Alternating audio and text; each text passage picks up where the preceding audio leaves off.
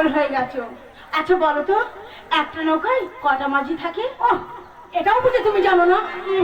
একটা নৌকার একটা মাঝি থাকে। দুই নৌকা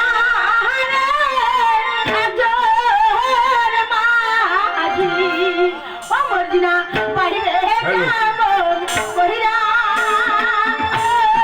মর্জিনা পারিবে কেমন করিয়া।